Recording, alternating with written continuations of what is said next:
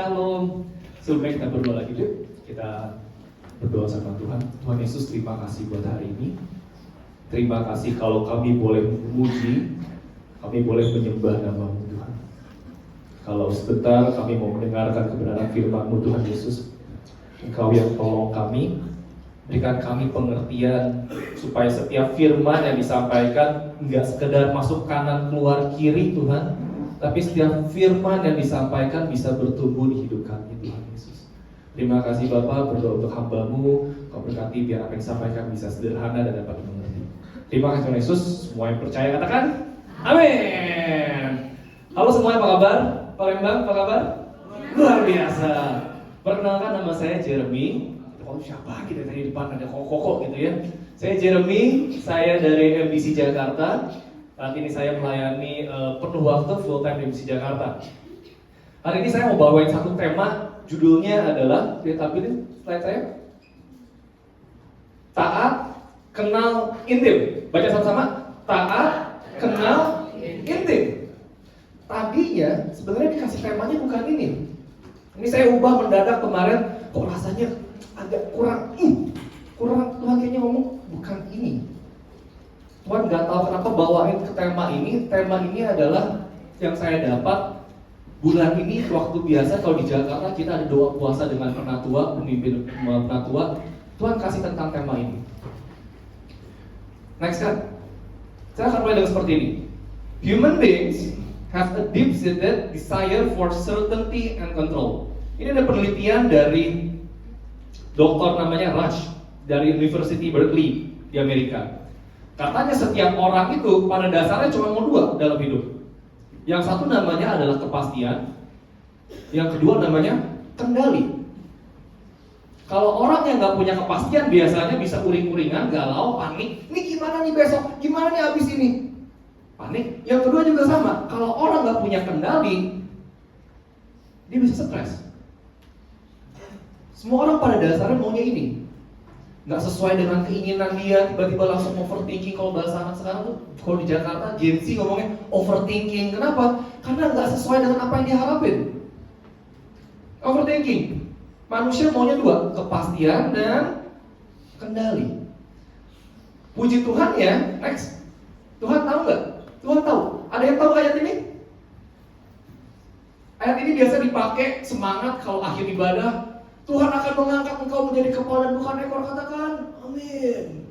Akan jadi bawa kau naik dan bukan turun, amin. Amin. Orang biasa semangat dengar ayat ini. Tapi ternyata ada lanjutannya.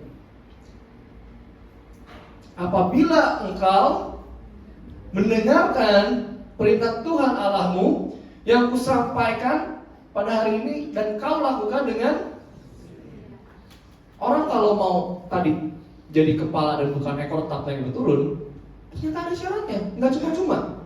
Kalau belanja tuh di bawah suka ada tulisan syarat dan ketentuan berlaku tuh. Nah, sama. Kalau tadi ngomongin tadi kendali dan kepastian, sadar nggak ayat ini bisa ngomongin kepala itu ngomongin kendali. Karena badan digerakkan dari mana? Kepala. Dan tetap naik dan bukan turun berarti suatu kepastian yang Tuhan janjiin. Kamu akan tetap naik, pasti. Ini yang manusia mau, orang mau. Tapi ternyata tidak titik sampai situ. Ada koma. Kamu akan punya kepastian, kamu akan punya kendali kalau kamu nggak cuma dengar loh. Di sini ada 3 step. Mendengarkan perintah Tuhan. Orang mau dengar cerita Tuhan aja kadang-kadang susah. Tapi nggak cuma dengar. Yang kedua, dilakukan. Dan yang ketiga, dilakukan dengan apa? Setia. Ini rumusnya. Pada dasarnya yang tadi kita mau seperti itu, Tuhan itu maunya kita lakukan dengan perintah Tuhan dengan taat dan dengan setia. Nggak cuma dengar. Hari ini saya akan ngomong ketaatan. Tuhan mau kita jadi taat. Ya. Kita akan bongkar satu ayat. Next. Dari Mazmur 32. Ini aku suka sekali ayat ini. Kita baca sama-sama yuk. Mazmur 32 ayat 8. 1, 2, 3. Aku hendak mengajar dan kepadamu jalan yang harus kau tempuh. Aku hendak memberi Mataku tertuju kepada janganlah kuda atau yang gerakannya harus dikendalikan dengan dan kalau tidak tidak mendekati engkau. Wow. Ada beberapa poin dari ayat ini yang saya mau share. Yang pertama, aku hendak mengajar dan menunjukkan kepadamu. Ternyata Tuhan itu tetap mau ngarahin kita. Tuhan tuh tahu masa depan kita. Dan yang di sini kalau pakai bahasa Inggris, mataku tertuju kepadamu, bahasa Inggrisnya tuh my loving eye, mata yang mengasihi. Tuhan mau menunjukin, Tuhan mau kita taat, tapi bukan serta-merta karena Tuhan otoriter.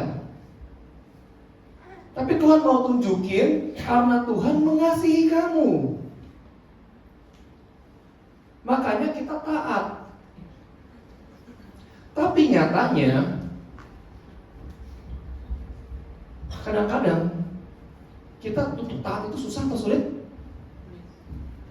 Orang Kristen cuma sampai berhenti di level mau dengar suara Tuhan. Tapi disuruh jalaninnya susah atau sulit?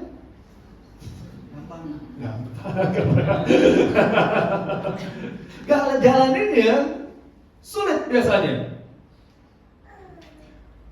Coba di sini ini menarik. Tuhan ngomong ayat 9, janganlah seperti kuda atau bagal yang tidak berakal. Kamu taat, kamu nurut, tapi jangan tidak berakal. Kalau pakai bahasa Inggrisnya understanding. Jangan kamu taat karena kamu nggak ngerti. Jangan cuma karena ikut-ikutan. Next, Kak. Tuhan mau kita taat karena kita mengenal pribadinya Tuhan. Bukan karena biasanya kita taat karena kita udah gak punya lagi jalan, udah gak punya alternatif, teman-temannya udah habis, kalau ada masalah udah gak ada yang bisa diajak minta tolong, uangnya udah mulai habis, udah lari ke sana sini gak ada yang bisa bantuin, baru cari.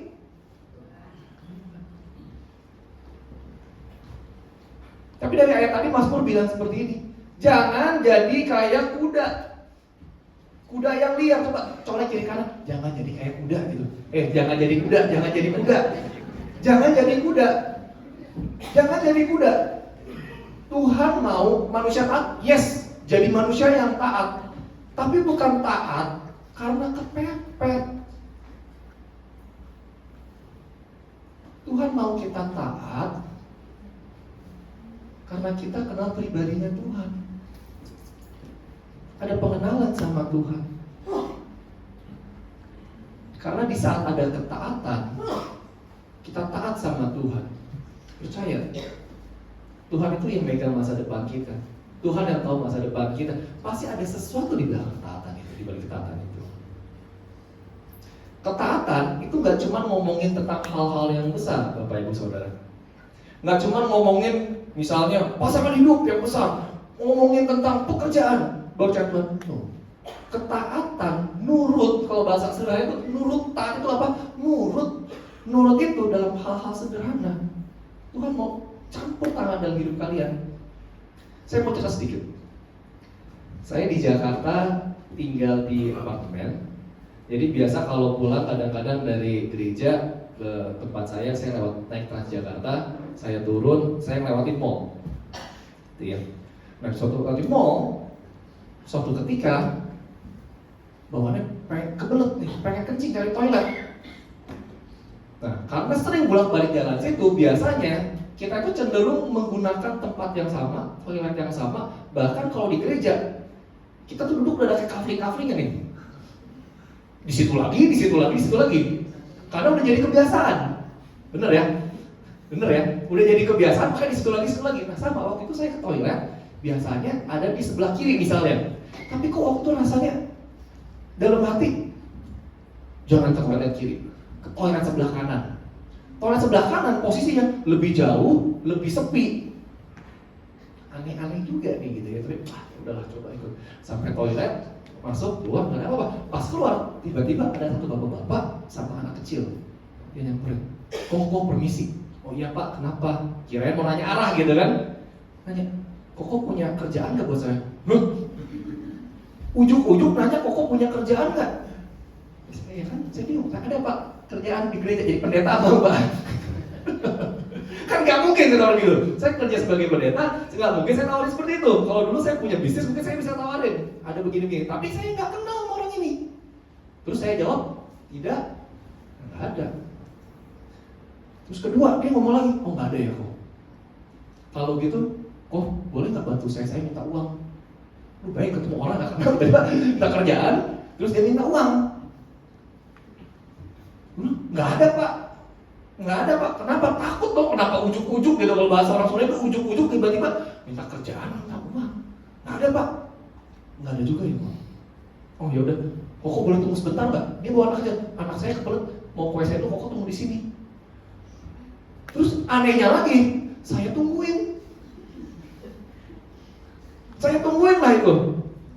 Aneh juga memang, kalau dipikir aneh juga, kenapa? Nggak kenal, udah dimintain aneh-aneh. Pertama minta kerjaan, kedua minta uang. Ketiga tadi tunggu, kenal aja kagak. Tapi kayaknya ada sesuatu. Dia akhirnya tungguin ke toilet, pakai pulang. Terus dia bilang lagi, oh kalau gitu boleh nggak saya minta tolong terakhir? Apa? Beliin saya susu formula buat anak saya. Di situ aku bilang langsung, oke, ini orang butuh. Kalau udah spesifik butuhnya beli susu gitu ya, pasti karena dia udah gak punya uang, udah gak ada ini butuh. Akhirnya ya udah dia bilang boleh nggak ke Indomaret gitu. Ya, oke, kita akhirnya waktu itu pergi ke supermarket belanja beli susu, bahkan ya saya nggak beli susu, saya beliin sembako karena orang pasti butuh banget. Tapi setelah panjang perjalanan selesai kita nggak banyak ngobrol. Tiba-tiba setelah ngobrol pertanyaan keempat, tapi tentang saya. Pertanyaan yang pertama kali buat saya adalah, Koko agamanya apa?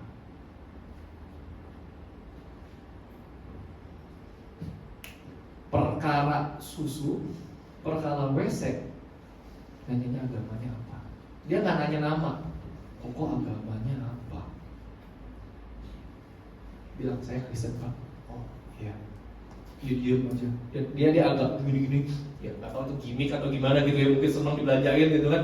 Terima kasih Bu. Langsung saya tinggal, karena saya nggak mau ada istilahnya biar nggak kepanjang, udah selesai bantu, saya nggak mau nolong, nggak baru selesai gitu ya. Tapi tahu nggak, belajar untuk taat, untuk nurut, nggak harus dengan hal-hal yang kesannya itu kayak suatu hal yang wah. Perkara ke toilet, libatin Tuhan, jangan-jangan orang itu jadi pengalaman kenal Yesus. Karena aneh juga. Dari semua orang yang pertanyaan yang ada, biasanya kan nanya, kok namanya siapa, gini. Setelah dibayar segala macam, pertanyaan keluar adalah, Koko agamanya apa? Satu, ketaatan jangan-jangan bisa merubah kehidupan seseorang. Ada pengenalan sama Yesus. Makanya taat itu penting, pasti ada maksudnya dari hal sederhana. Taat itu bukan hal-hal yang besar, dimulai dari yang kecil. Kalau dari yang kecil aja nggak mau nurut, apalagi yang besar, ya. Nah, yang kedua, coba balik lagi ayat 32 tadi, Mazmur 32. Janganlah seperti kuda atau bagal yang tidak berakal, tidak punya pengertian, tidak ada understanding, tidak ada pengenalan sama Tuhan. Jangan kamu taat, tapi kamu nggak ngerti. Kamu taat karena kepepet. Jangan kayak gitu. Tuhan maunya kamu itu taat sama Tuhan, yes kamu nurut sama Tuhan, karena kamu ngerti pribadinya Tuhan. Pasti ada maksudnya Tuhan, ada tujuan yang Tuhan mau buat hidup kamu. Di saat di sini ngomong tidak berakal yang kegarangannya, berarti saya bisa ngomong kebalikannya. Di saat kita punya understanding, kita paham dengan Tuhan, berarti kita gak garang. Kita garang, kadang-kadang kita menolak, gak mau taat karena kita gak ngerti. Karena kita gak kenal pribadinya Tuhan. Tahu gak, hampir semua orang dalam hidup pada akhirnya yang dicari adalah ketenangan. Benar gak sih? Benar ya? Om, tante, benar ya? Bapak Ibu benar ya? Yang dicari pada akhirnya adalah tenang. Tenang itu adalah suatu hal yang mahal. Apalagi kalau punya namanya asam lambung. Ada yang punya asam lambung di sini? Yang kalau yang stres dikit tiba-tiba sesek? Yang tiba-tiba nggak bisa tidur gelisah karena kepikiran, mencari ketenangan? Ternyata di sini ada yang ini ngomong juga, kamu jangan taat karena tidak berakal, tidak ada pemahaman, tidak kenal Tuhan, akhirnya kamu garang. Kamu dengan sebaliknya, kamu harus bisa kenal Tuhan, kamu taat, maka kamu akan menjadi tenang. Pengenalan akan Tuhan memberikan ketenangan. Saya ada sempat cari survei ini dari IDN kalau nggak salah gitu. Next. Wah kecil ya, saya bacain ya. 7 manfaat bila bersikap tenang. Stop panik gak jelas. Apa aja sih manfaat kalau orang tenang? Yang pertama, orang tenang itu terhindar dari salah pilih keputusan. Dia nggak terasa berusuk. Dia tahu mana yang harus dipilih, mana yang enggak. Yang kedua, orang yang tenang nggak takut lagi hadapi rintangan. Menumbuhkan kreativitas, bikin relasi jadi makin awet dan harmonis. Yang keempat. Yang kelima, orang yang tenang itu melahirkan optimisme. Keenam, orang yang tenang bikin tugasnya cepat selesai. Ketujuh, orang yang tenang hidupnya lebih sehat. Ketenangan itu ternyata suatu hal yang mahal, suatu hal yang banyak orang cari-cari karena manfaatnya banyak sekali. Tapi ternyata untuk mencari ketenangan itu nggak mudah. Karena kamu tidak akan pernah mendapatkan ketenangan, karena ketenangan itu bukan dicari. Ketenangan itu harus disadari. Kenapa kamu aman? Kenapa kamu nggak khawatir? Ketenangan itu tadi berbicara tentang pengenalan. Pengenalan sama Tuhan memberikan ketenangan. Kenapa? Karena kamu tahu Tuhan baik sama kamu, Tuhan bisa melakukan banyak hal di hidup kamu, Tuhan sayang sama kamu. Makanya tadi sempat dibilang jangan khawatir dengan apa yang kamu pakai. Bahkan burung-burung, lihat burung-burung di udara, tetap Tuhan berkatin, kasih makan. Bener ya? Tapi bukan berarti juga di saat burung Tuhan yakin berkatin, kita nggak ngapa-ngapain. Ingat ayatnya burungnya ada di mana? Di udara. Lagi ngapain? Lagi kerja. Burungnya tetap bapak ibu. Bukan burung di sarang Tuhan berkatin, burung di udara. Tetap lakuin bagian kita gitu ya. Jangan khawatir. Belajar untuk tenang, cari ketenangan itu. Next. Saya melayani di Jakarta, tapi keluarga itu tinggal di Bogor. Ada yang familiar sama bentuk ini, kendaraan ini? Kalau pernah main ke Bogor, ada yang pernah main ke Bogor? Ada yang pernah main ke Bogor? Bogor itu terkenal katanya kota hijau. Kota hijau itu bukan karena Bogor itu punya pohon yang banyak. Iya sih, kita punya kebun raya gitu ya, ada istana Bogor. Tapi hijaunya Bogor dulu itu karena angkot. Angkot ini banyak banget di mana-mana. Ngetem, apa udah ngetem gitu ya. Akhirnya kalau saya difoto dari atas, hijau-hijau tuh warna bukan warna pohon, warna angkot. Suatu ketika saya ada mau jalan-jalan ke puncak. Ada yang tahu puncak? Puncak itu ya daerah yang tingginya di daerah Bogor, punya banyak orang wisata, banyak villa-villa, tempat hiburan dan sebagainya. Puncak. Nah waktu mau ke puncak, waktu itu ada survei tempat buat retret. Waktu itu ke puncak naik yang namanya angkot.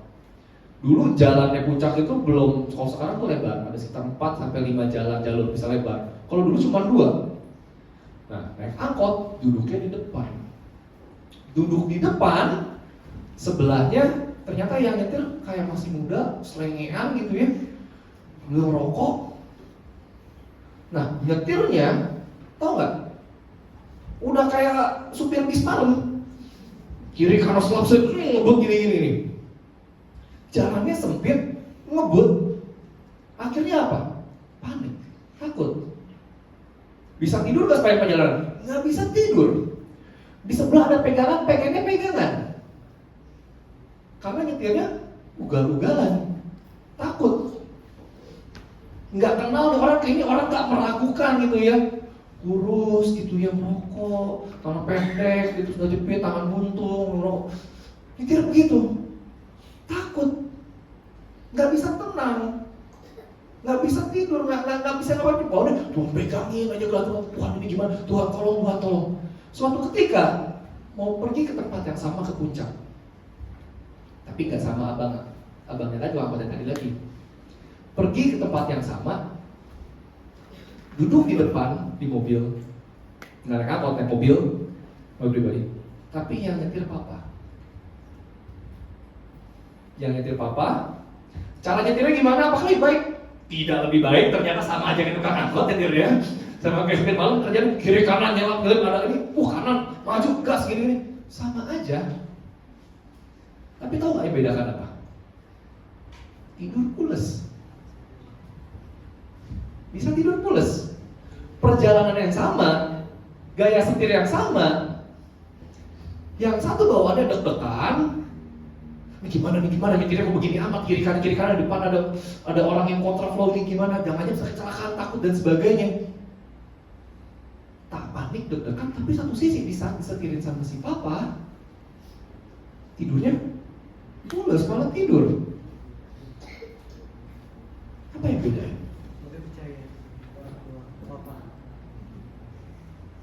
Karena aku kenal siapa yang nyetir. Aku tahu siapa yang nyetir. Udah lama aku disetirin sama tadi tukang angkot ini, aku udah lama nih yang papa aku ini yang lebih parah gitu loh. Udah lama aku tahu. Kalau dari kemarin disetirin bolak-balik kemana-mana masih aman, pasti hari ini kalau disetirin sama apa? Pasti aman juga.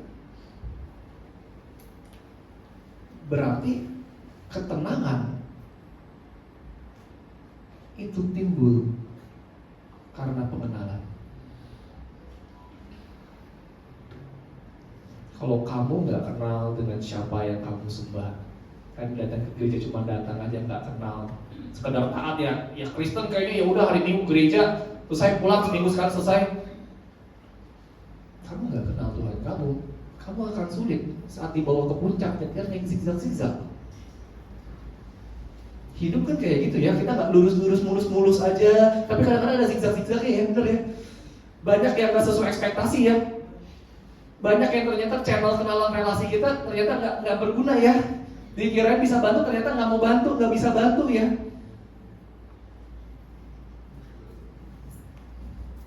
Pertama kali Tuhan mau kita taat. Jelas juga kita mau taat. Tapi yang kedua nggak cuma taat, Tuhan mau kita kenal dengan Tuhan. Karena pengenalan menimbulkan ketenangan. Kalau kamu nggak tenang, bahkan ada ayatnya, kuasailah dirimu dan jadilah tenang supaya kamu bisa berdoa. Kalau kamu nggak tenang, kamu akan kesulitan berdoa. Tenang itu penting sekali, banyak sekali.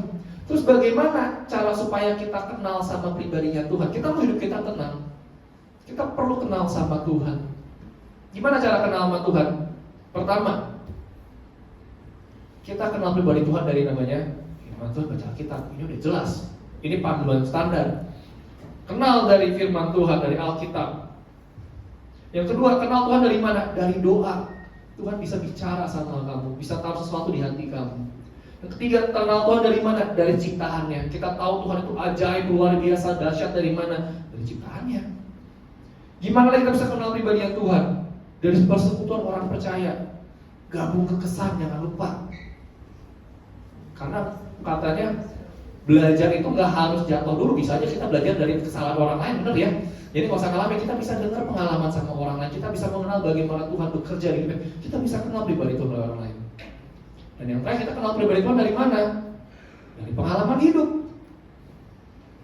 Kadang saya ngomong kemarin yang di acara kemarin, Tuhan izinkan, tahu nggak kita mengenal Tuhan itu dari mana? Biasanya efektif. Kita itu jadi manusia itu cenderung bawaannya tuh begal gitu ya. Kita jangan-jangan tuh cuma ngomong Tuhan baik, tapi kita nggak ngalamin. Kita cuma ngomongin pribadi Tuhan penyembuh, tapi kita nggak ngalamin.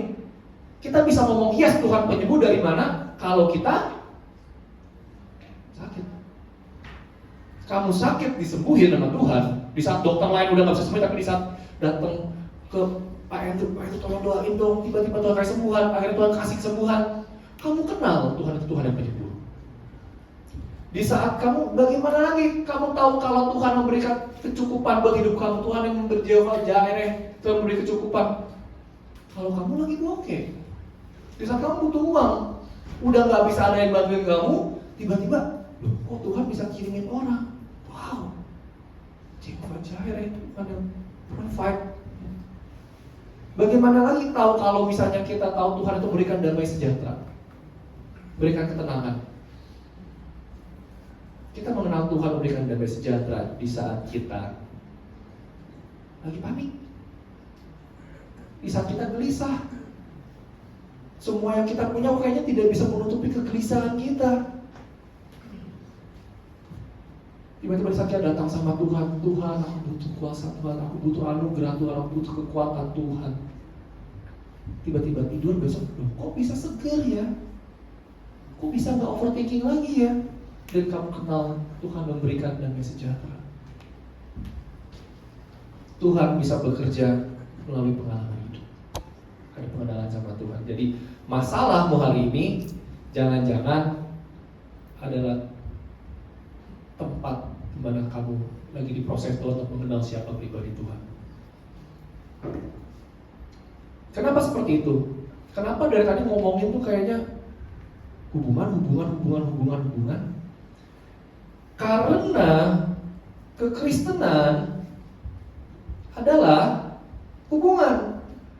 Kekristenan adalah hubungan, relasi, bukan sebatas aturan. Bukan seperti aturan kamu sebagai orang Kristen harus ke gereja 1 minggu 1 kali di hari Minggu, jangan lupa kasih persembahan. No, Kristen bukan aturan. Agama Kristen tidak menyelamatkan kamu. Yang menyelamatkan kamu adalah hubungan kamu sama Tuhan Yesus. Kristen adalah hubungan, bukan aturan. Makanya di saat kita kayak mau membangun hubungan sama Tuhan, hubungan itu tadi penting. Semakin dalam kita punya hubungan, kita semakin percaya, kita semakin tenang. Apa yang membedakan orang asing sama yang misalnya pacar atau sahabat atau suami atau istri? Salah satu yang membedakan yang benar-benar dasar adalah intensitas kamu komunikasi. Sekarang kalau tahu, oke, punya hubungan sama Tuhan penting, tapi kamu gak bikin hubungan sama Tuhan, kamu gak mau spend waktu sama Tuhan, gimana caranya bisa kamu melakukan hubungan sama Tuhan? Lukas 10 ayat 38-42. Ini aku suka sekali cerita ini.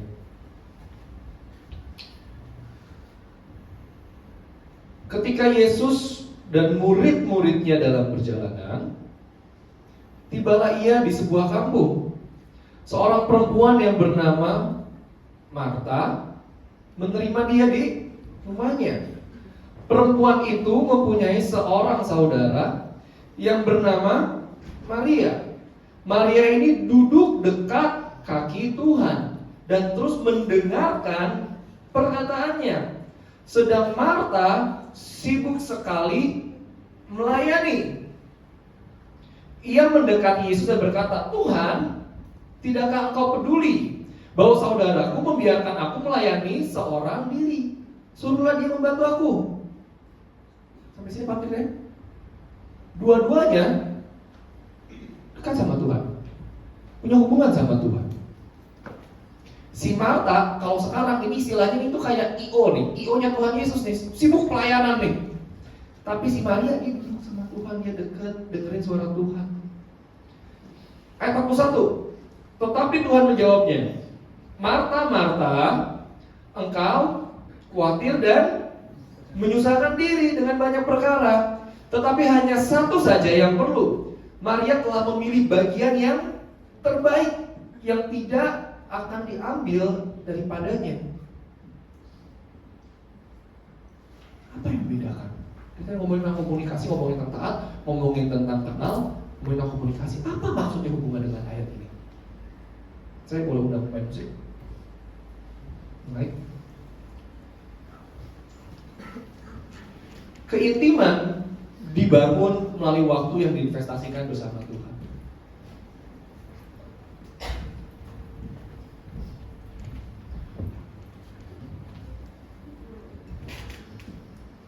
Saya nggak tahu, ini salah satu yang keras banget Tuhan mau ngomong gitu. Saya lihat banyak kita sebagai orang Kristen kita terjebak di sini. Kita punya hubungan sama Tuhan, bukti kita mengasihi Tuhan, kita melayani Tuhan. Tapi Tuhan bilang di sini, di saat kamu cuma sekedar melayani, kamu sibuk melayani Tuhan. Sibuk melayani Tuhan, itu bukan yang Tuhan mau loh. Dia bilang, Marta kamu terlalu sibuk. Kamu harus kayak Maria. Tuhan bilang, Maria memilih bagian yang terbaik. Bukan berarti pelayanan tidak penting, tapi dia duduk di bawah kaki Tuhan, dia menikmati hadirat Tuhan, dan Tuhan bilang, itu gak bisa diambil daripadanya. Itu namanya keintiman. Keintiman itu bukan ngomongin tentang aktivitas. Next. Pelayanan dan pekerjaan di gereja tidak akan pernah bisa menggantikan keintiman dengan Tuhan.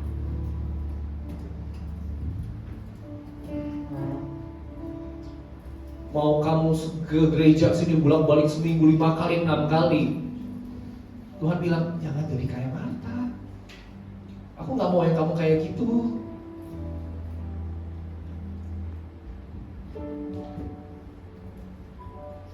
Pelayanan kamu, pekerjaan kamu, saat kamu datang ke gereja tidak pernah bisa menggantikan keintiman dengan Tuhan. Yang namanya intim itu bukan masalah rame-rame. Keintiman adalah masalah sendiri kamu sama Tuhan. Di saat kamu intim, kamu kenal dengan Tuhan. Di saat kamu kenal dengan Tuhan, akhirnya Tuhan bilang apa, ada ketenangan di hidup kamu. Di saat kamu kenal dengan Tuhan, kamu bisa taat dengan Tuhan. Tapi dasarnya itu bukannya terpaksa. Kenal dan intim. Next, yang terakhir, slide yang terakhir. Gimana sih ciri-ciri tandanya orang yang intim dengan Tuhan? Keintiman mengubah keharusan menjadi apa? Yang tadinya orang Kristen atau mau nggak mau kamu sebagai pemimpin di sini, aduh karena udah menjadi pemimpin nih, kayaknya punya tanggung jawab lebih nih, harus baca Alkitab nih, harus berdoa nih, harus saat teduh nih. Itu bukan intim teman-teman semua, Bapak Ibu Saudara. Itu tugas. Bilang tadi awal, jangan taat jadi karena kuda yang gak ngerti apa-apa, gak ngerti, gak punya hubungan sama Tuhan, gak kenal siapa Tuhan, harus ikuti Tuhan. No. Tuhan mau intim sama kamu secara pribadi sama Tuhan. Di saat kamu intim sama Tuhan, yang tadinya harus baca Alkitab, jadi apa? Mau baca Alkitab. Yang tadinya harus berdoa, jadi mau berdoa. Yang tadinya harus saat teduh jadi, coba dilihat selama ini. Bagaimana hubungan kamu dengan Tuhan? Apakah kamu masih menjadi seperti kuda yang liar, yang tidak punya keintiman dengan Tuhan?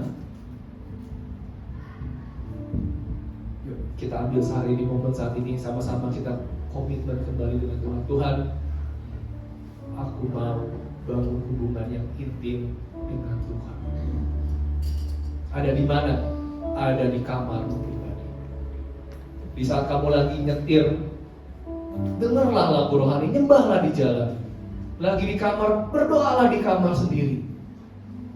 Karena keintiman itu adanya bukan di publik. Keintiman itu adanya di tempat pribadi kamu.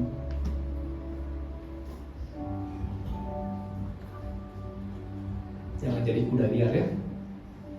Jadi yang terakhir, nanti belajar tentang apa? Sekarang terakhir, kemudian terakhir, jadilah orang Kristen yang TKI. Coba bilang jadi TKI ya. Jadi TKI.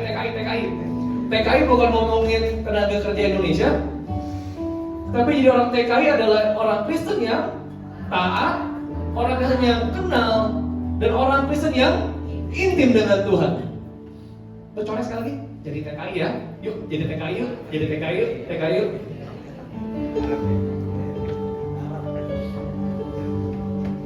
Yuk kita mau berdoa kepada Tuhan. Tuhan, terima kasih buat hari ini Tuhan, untuk firman-Mu Tuhan ini. Tuhan, ajar kami untuk bisa taat dengan Tuhan, bukan karena kami gak punya pilihan lain Tuhan. Ajar kami untuk taat dengan Tuhan karena kami kenal siapa Engkau, karena kami intim dengan Tuhan.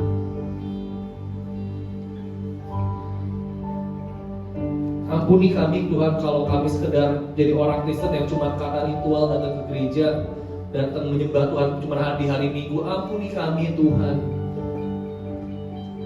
Ajar kami supaya kami bisa datang menghadap Engkau di tempat pribadi kami, bertemu mata dengan Engkau Tuhan Yesus.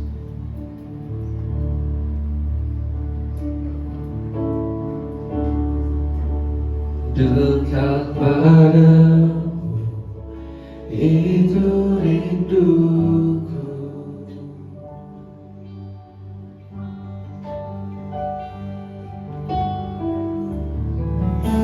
setiap kataku kau pun menunggu. Tak kusangka ku temukan satu kasih yang abadi. Kini ku datang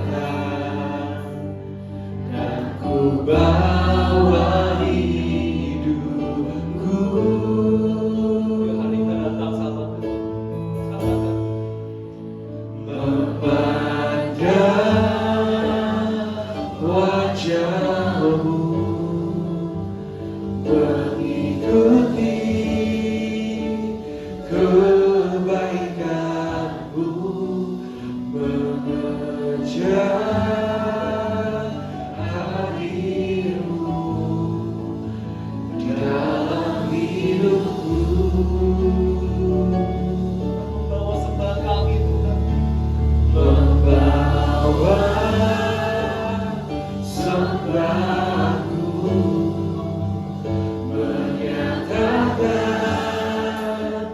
kebesaran-Mu, mengejar hadir-Mu dalam hidupku. Saya undang Bapak Ibu Saudara berdiri. Kita nyanyikan lagu dari awal. Dekat padamu Tuhan.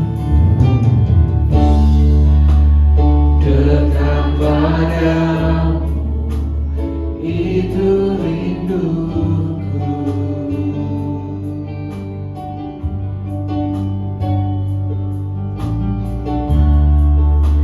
setiap kataku kau pun menunggu. Tak kusangka ku temukan satu kasih yang abadi. Kini ku datang dan ku bawa hidupku. Karena memandang wajah-Mu, memandang wajah-Mu, mengikuti kebaikan-Mu, mengejar hadir-Mu dalam hidupku.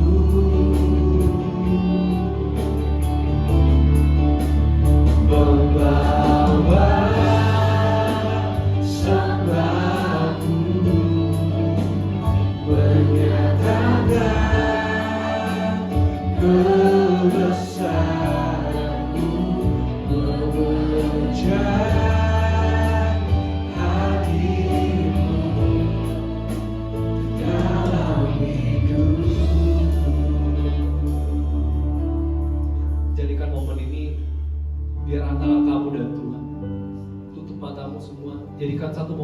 dan Tuhan. Gak usah lihat kiri kanan semua. Tuhan bilang tadi,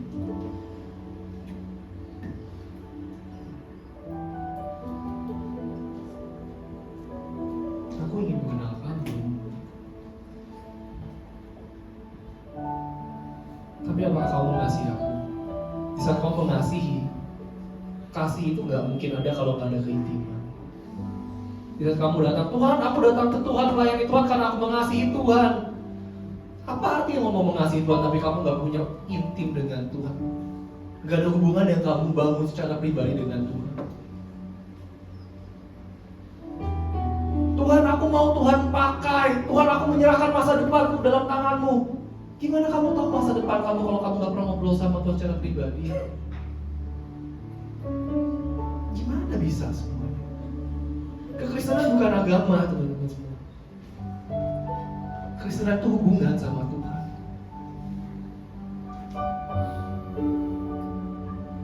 Aku kasih waktu 1 menit ke depan untuk just you and God. Cuma kamu dan Tuhan. Berdoa masing-masing, Tuhan, ampuni aku kalau aku selama ini datang sama Tuhan cuma transaksional. Datang kalau cuma ada maunya. Datang sama Tuhan kalau ada butuhnya. Tuhan, ampuni aku kalau aku transaksional aku sama Tuhan. Aku mau datang hari ini, Tuhan, gak punya agenda apa-apa. Aku cuma mau datang, mau kenal Engkau, mau intim dengan Tuhan. Ampuni aku, Tuhan.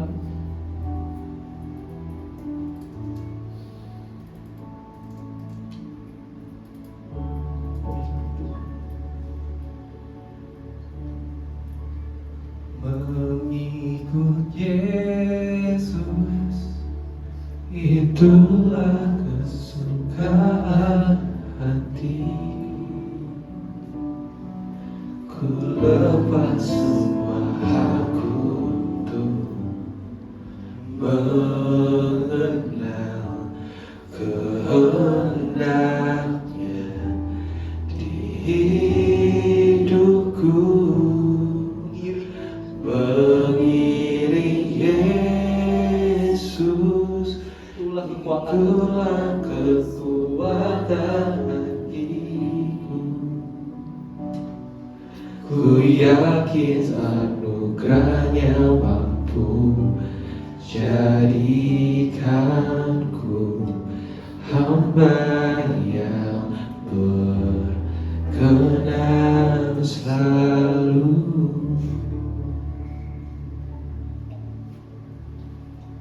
Ku bawa hatiku, penyembahanku. Ku semakin berkurang, Yesus semakin bertambah. Akan ku bawa hatiku, penyembahanku. Ku semakin berkurang, Yesus makin ku bawa hatiku, penyembahanku.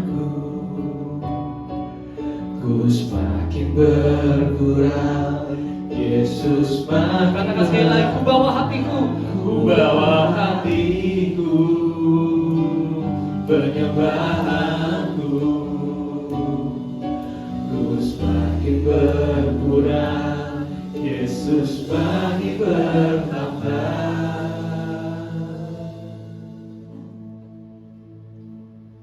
Mengikut Yesus, itulah kesukaan hatiku.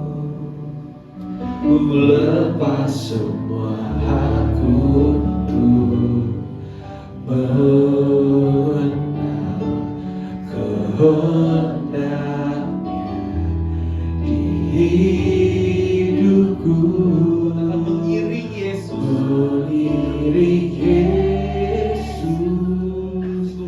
itulah kekuatan hidupku. Ku yakin anugerahnya mampu jadikanku hamba yang berkenan selalu. Tuhan, hambamu sudah selesai bicara hari ini Tuhan. Ajar kami Tuhan, bentuk kami Tuhan untuk bisa datang denganmu. Kami mau mengenali Engkau Tuhan Yesus. Biar setiap hari kami datang kepadamu bisa pribadi lepas pribadi Tuhan. Terima kasih Bapa, matlakan firman ini di dalam nama Tuhan Yesus. Boleh percaya katakan amin. Silakan.